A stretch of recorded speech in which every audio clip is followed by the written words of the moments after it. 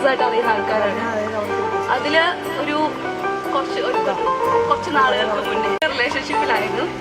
അതില് എന്താ പറയാ, അങ്ങനെ പെട്ടെന്ന് റിലേഷൻഷിപ്പിലായതല്ല. ലൈഫിൽ കുറേ ജേർണി എല്ലാം കഴിഞ്ഞ് കുറേ സ്ട്രഗിൾസ് എല്ലാം കഴിഞ്ഞ് കൂടെ നിന്നപ്പോൾ അത്രയും സപ്പോർട്ടായി. എൻ്റെ ബെസ്റ്റ് ഫ്രണ്ട് ആണ് പറഞ്ഞത്. അപ്പം ഒരുപാട് വർഷമായിട്ട് എന്ത് കാര്യം വന്നാലും ഞാൻ ചെല്ലുന്ന ഒരാളാണ്. എന്ത് പ്രോബ്ലം വന്നാലും എന്ത് വന്നാലും ആ ഒരു ലൈഫ്, ആ ഒരു ജേർണി കണ്ടിന്യൂ ചെയ്യണമെന്ന് തോന്നി. അതാദ്യം തോന്നിയത് രാഹുലിനാണ്. രാഹുലാണ്. അങ്ങനെ പ്രപ്പോസൽ ആയിട്ടില്ല, ലൈക്ക് ഒരു ലൈഫിലൊരു മൊമെന്റ് എത്തിയിട്ട് ഞങ്ങൾക്ക് തോന്നി നമ്മുടെ ചെക്കനാട്ടോ ആക്ഷൻ എടുത്ത ഫസ്റ്റ് അല്ലേ. അതെ, I feel blessed. Seriously I feel blessed. ഈ നമ്മുടെ വരനൊന്നും പറയാനില്ല, രണ്ടുപേർക്കും പറയാനുള്ളത് ഒരേ കാര്യമാണ്. രണ്ടുകൂടെ പറ.